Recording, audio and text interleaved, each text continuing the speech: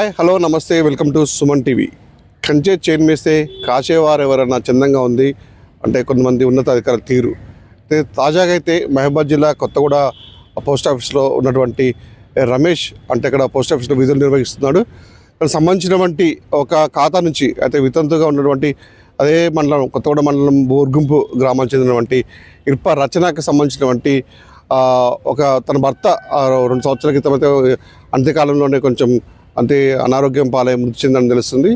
అయితే మృతి చెందిన క్రమంలో కూడా తనకి ఒక 2 నెలల పాప ఉందని కూడా మనకు తెలుస్తుంది. ఈ విషయంలో కూడా కొత్తగూడ గ్రామానికి చెందినటువంటి చాలామంది వ్యక్తులు, ప్రజా సంఘాలు అవుతుంది, బంధువులు అవుతుంది, మిత్రులు అవుతుంది, ఊళ్ళో ఉన్న వాళ్ళైతుంది తనకి ఆపదగా ఉంటుందని చెప్పేసి తను కూడా తలా ఒక చేసి తనకి ఒక 2 లక్షల రూపాయలు సమకూర్చడం మనకు సమాచారం తెలుస్తుంది.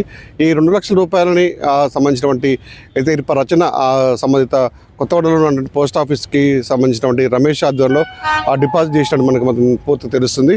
అయితే ఈ క్రమంలో ఎవరైతే ఈ డబ్బుపై ఖండించినటువంటి పోస్ట్ ఆఫీస్ ఉద్యోగి రమేష్ ఎవరైతే ఉందో ఆ డబ్బులని కాజేసినట్టు కూడా మనకి పూర్తిగా తెలుస్తుంది. ఎందుకంటే తను ఏదైతే ఉందో అక్కడి నుంచి కొత్తగూడెం నుంచి కూడా డబ్బులు కాజేసి అక్కడి నుంచి వేరే దగ్గర కూడా బదిలీపై వెళ్ళిన క్రమంలో కూడా సంబంధించిన ఇర్ప రచన తను ఒక అకౌంట్లో ఒకసారి డబ్బులు చెక్ చేసుకుందామని కొత్తగూడ పోస్ట్ ఆఫీస్లోకి వెళ్ళి కొన్ని రోజుల క్రితం వెళ్ళి చెక్ చేయగా మొత్తం ఆ అకౌంట్ మొత్తం ఖాళీగా ఉన్న దర్శనం ఇవ్వడంతో ఒకేసారి అవాక్య గురైనటువంటి రచన ఆ ఉన్నతాధికారులకి చెప్పి లబోదిబొమ్మండు మొత్తుకున్న సందర్భంలో కూడా అక్కడున్న ఉన్నతాధికారులు కూడా డబ్బులు మాయమైనవి, మరి తను ఎవరికి చెప్పామని చెప్పిన క్రమంలో కూడా దీనికి పూర్తిగా బాధ్యతడుగా రమేష్ అని మాత్రం తెలుస్తుంది.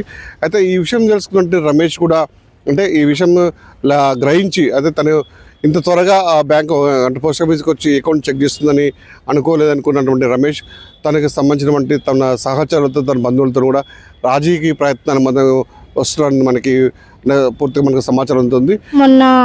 నిన్న అత్తయ్య వెళ్ళి పోస్ట్ ఆఫీస్ కాడికి వెళ్ళి పాపే ఫిక్స్డ్ డిపార్ట్మెంట్ చేసిరు కదా, రెన్యువల్ చేయండి డబ్బులు అంటే సార్ ఏమన్నారు బుక్లలో లేవు డబ్బులు అని చెప్పిల్లు సార్. అయితే వెంటనే నాకు కాల్ చేస్తే కాల్ కలవలేదు సార్. అటు నెట్వర్క్ ఏరియాలో ఉంది కాబట్టి వేరే వాళ్ళ ద్వారా ఫోన్ వచ్చి ఇటు కొత్తగూడెంకి వచ్చి మరి ఏమైంది ఎట్లయింది అని నేను దాంట్లో 1 రూపాయిగా నేను ముట్టంది నేను తీయని డబ్బులు ఎట్లా వెళ్తాయి అని అత్తయ్యని అడిగితే మరి నువ్వు తీయండి మరి ఎట్లా పోతాయి అంటే నేను 1 రూపాయిగా నల్ల ముట్టలేను.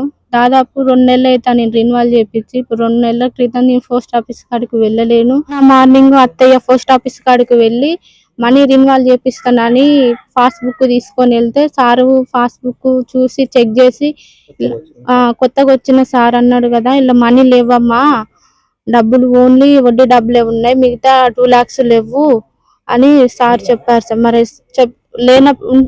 ఇల్లనే కదా సార్ కట్టిన డబ్బులు, చిన్న పాపయి అందరు ఫిక్స్డ్ చేసిళ్ళు వాళ్ళు వీళ్ళు, ఇల్లు ఉండకుంటే ఎల్లుంటాయి సార్ అని అత్తయ్య సార్ని అడిగితే నాకు తెలియదమ్మా, నేను మొన్ననే కొత్తగా వచ్చి 10 days అవుతుంది ఆఫీస్కి వచ్చి అని సార్ చెప్పారు సార్.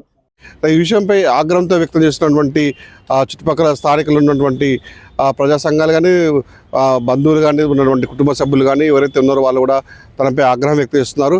తను పాపకి కనీసము బంధువుల అంటే సహాయ సహకారాలతో చందాల రూపంలో తీసుకున్న డబ్బుని పాప రూపంలో చేస్తే ఈ విధంగా చేస్తాడా, అతను మనిషినా అసలు ఏంటి, ఈ విధంగా అంటే అమాయకులను ఈ విధంగా ఆడుకుంటాడా, డబ్బులు కాజేస్తాడా, తనపై చర్యలు తీసుకోవాలి, లేని పక్షంలో మాత్రం మేము ఊరుకుని వెళ్ళని చెప్పేసి కూడా అక్కడ ఉన్నటువంటి బంధువులు ఉన్నటువంటి స్థానికులు తనపై ఆగ్రహం వ్యక్తం చేస్తున్న క్రమంలో కూడా చేస్తున్నటువంటి అక్రమాలు కూడా ఒక్కొక్కటి మొత్తం వెళ్ళలోకి వస్తున్నాయి. గతంలో కూడా తనపై డబ్బులు కాజేసినటువంటి ఆరోపణలు కూడా ఉన్నాయని మనకు తెలుస్తుంది. ఈ విషయాలన్నీ అన్నింటినీ పూర్తిగా అవగాహన చేస్తున్నటువంటి ప్రజాప్రతినిధులు, ప్రజా సంఘాలు అయితేనేమి అతనిపై పూర్తిగా చర్యలు తీసుకోవాలి, లేని పక్షంలో మేము భారీ ఎత్తున కూడా ఉన్నతాధికారులు నిలదీస్తామని చెప్పేసి కూడా ప్రజా సంఘాలపై ఆగ్రహం వ్యక్తం చేసిన పరిస్థితి ఉంది.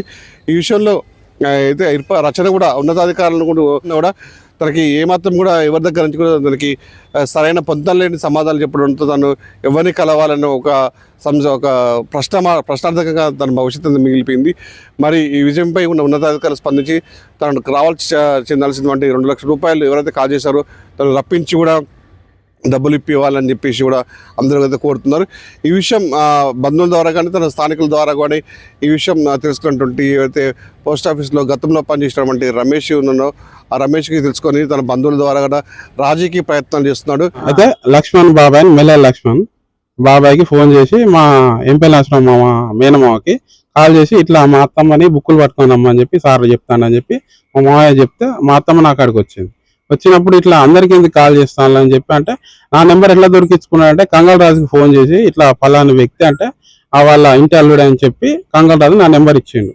నెంబర్ ఇచ్చినాక ఈ విషయాలన్నీ ఆయన సార్ నాతో మాట్లాడి మరి రాజకీయ ప్రయత్నం చేస్తున్నప్పుడు మనం చూడాలి. మరి పోలీసుల మధ్య దీన్ని చొరవ తీసుకుంటారా, పోలీసు కేసు పెట్టి ఈ విషయంపై రచనకి డబ్బులు ఇప్పిస్తారా, ప్రజా సంఘాలు డబ్బులు ఇప్పిస్తారా?